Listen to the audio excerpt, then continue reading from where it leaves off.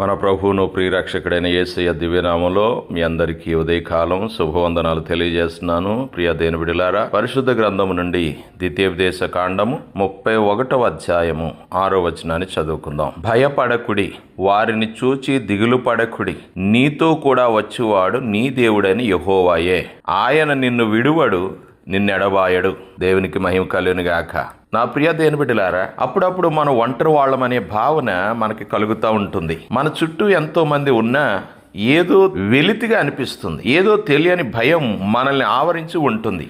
కావలసినంత డబ్బు ఉన్నా, పరిపూర్ణ ఆరోగ్యం ఉన్నా మనసులో ప్రశాంతత ఉండదు. ఒంటరితనం పోగొట్టుకోవడానికి రకరకాల తంత్రాలు కల్పించుకుంటూ ఉంటాం. చాలా మంది స్నేహితులు సంపాదించుకుంటారు. ఎన్ని ఉన్నా, ఎంతమందిని సంపాదించుకున్నా మన హృదయంలో ఎక్కడో ఒక మూల ఉన్న ఆ వెలితి ఏంటో మనకు అర్థం కాదు. అదే దేవునికి ఇవ్వవలసిన స్థానం. మన హృదయంలో దేవునికి చోటు ఇవ్వనంత కాలము మన మనసుకు నెమ్మది కలగదు. అన్యజనుల్లో కోట్లకు పడగలెత్తిన ధనవంతులు మనశ్శాంతి కరువై తీర్థయాత్రలని గుళ్ళు గోపురాలు తిరుగుతూ ఉంటారు. అలాగనే క్రైస్తవులు కూడా ధనాపేక్ష కలిగిన వారు నెమ్మది లేని జీవితం జీవిస్తూ ఉంటారు. వారి జీవితాల్లో దేవునికి అంత ప్రాధాన్యత ఉండదు. దేవుణ్ణి కేవలం వారిని వారు సంపాదించుకున్న ఆస్తిపాస్తులను కాపాడే కాపలాదారులాగా చూస్తారు.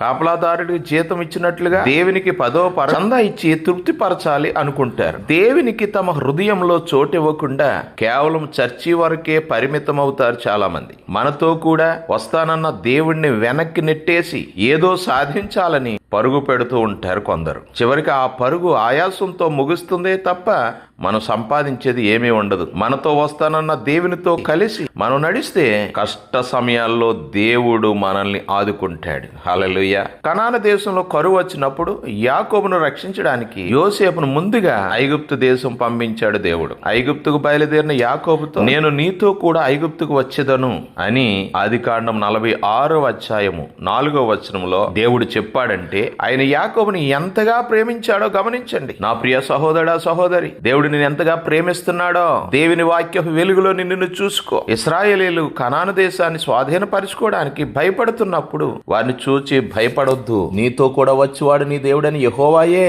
అని చెప్పాడు. ఈ భూమి మీద మనం జీవించేటప్పుడు మనకి కూడా ఎన్నో భయాలు ఉంటాయి. నీతో కూడా నేను వస్తాను అని యాకోబుతో అలాగనే ఇశ్రాయేలుతో చెప్పిన దేవుడు మనతో చెప్పకుండా ఉంటాడా?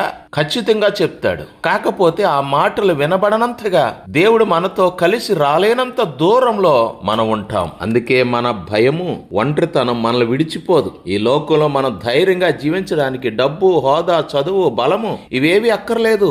అవేవి అక్కడికి కూడా రావు. కేవలం దేవుడు మనతో ఉంటే తప్ప మనం ధైర్యంగా జీవించలేం. నా ప్రియ సహోదరా సహోదరి, దేవుడు మనతో కలిసి నివసించాలన్నా, మనతో కలిసి రావాలన్నా, మనకు తోడే ఉండాలన్నా దేవునికి దగ్గరగా ఉండి మన హృదయంలో చోటు ఇవ్వాలి. అప్పుడే దేవుడు మనతో ఉంటాడు. హల్లెలూయా. నీతో వస్తానన్న దేవునితో కలిసి నీ జీవిత ప్రయాణం సాగించడానికి నీవు సిద్ధమేనా? యేసయ్యా, ఈ లోకంలో మేము జీవించినంత కాలం ధైర్యముగా జీవించడానికి మాతో కూడా ఉండి నీ సన్నిధిని మాకు దయచేయ్యా అని ప్రభు సన్నిధిలో ప్రార్థన చేసుకుంటూ నీ హృదయానికి దేవునికి అప్పచెప్పి దేవుని సన్నిధిలో జీవించగలిగితే దేవుడు నిన్ను విడువడు, ఎడబాయడు. ఎల్లప్పుడూ నీతో ఉండి నీకు కావలసిన సమస్తాన్ని దయచేసి దేవుడు నిన్ను బలపరుస్తాడు. భయపడకండి, ఆయన దిగులు పడవద్దని చెప్తా ఉన్నాడు. నీతో నేను వస్తానని చెప్తున్నాడు. నిన్ను విడువనంటున్నాడు, నిన్ను ఎడబాయనని చెప్తున్నాడు. ఎంత చక్కటి వాగ్దానం మనం ఉండగా ఎందుకు భయపడతాం? దేవుని సన్నిధిలో ప్రతి అపజయాన్ని జయముగా మార్చుకుని దేవుని సన్నిధిలో బలమైన సాధనాలుగా మారి ముందుకు సాగిపోదాం. దేవుని కృప మీకు తోడై ఉండును గాక. ఆమేన్.